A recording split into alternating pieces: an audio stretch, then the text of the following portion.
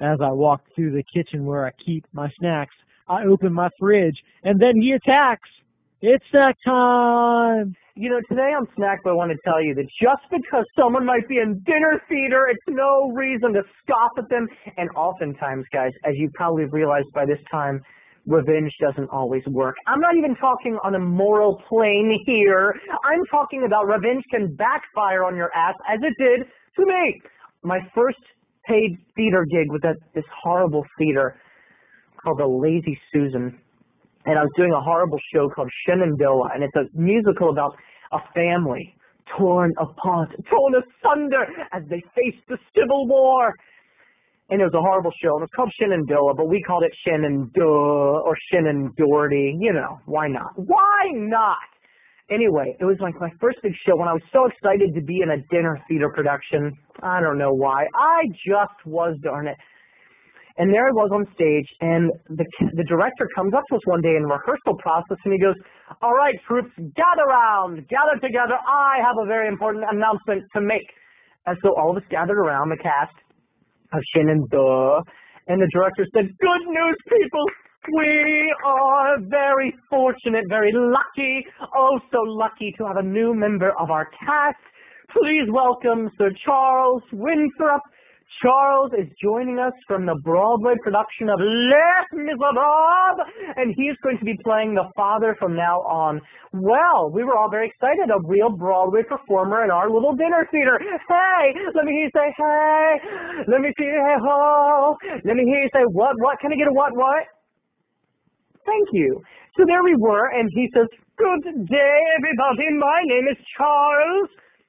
And I'm so proud and pleased to work with you." And we're like, "Oh, this Charles, this guy's going to be pretty cool. He's got it going on. He's working with us in dinner theater. He ain't above it. He ain't too cool for school." He goes, "I know many of you might see me and think just because I am Sir Charles of Broadway, Sir Charles of Les Miserables, or Sir Charles of The Who's Tommy, or Sir Charles of Into the Woods, or Sir Charles of Jesus Christ Superstar. Oh, the list goes on and on. I am a legend." And we were like, "No, he didn't. Wait a minute. Did he just say he was a legend? I don't think he didn't just say he was a legend. Wait a minute. I know this mother freaker is not coming into our little dinner theater and calling himself a legend. I ain't never heard of his ass. I ain't never heard of him. What kind of legend you ain't never heard of?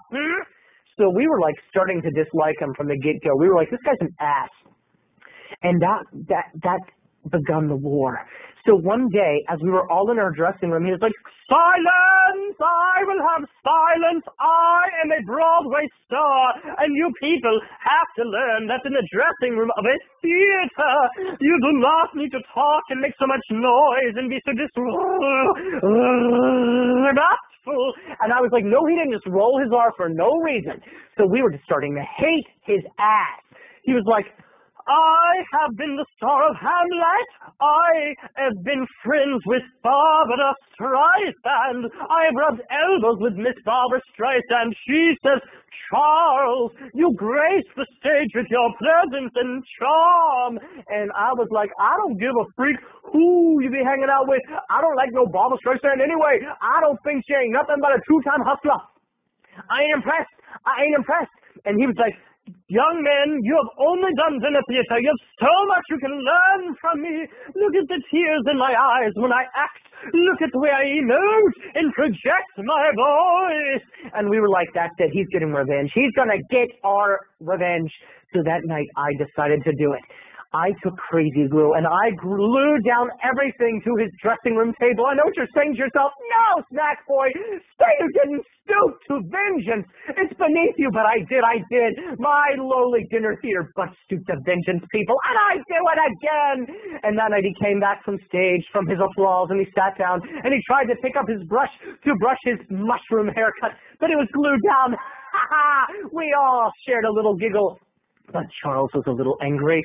"How dare you? Who did it? Who dared do it? You jealous children! You jealous community theaterites!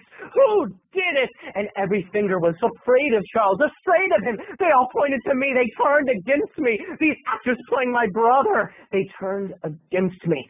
And that night, Sir Charles of Broadway got the last freaking laugh. As I was singing the end of my first big song, I was wearing glow-in-the-dark banana boxers. They were black and the bananas were yellow, and he knew it.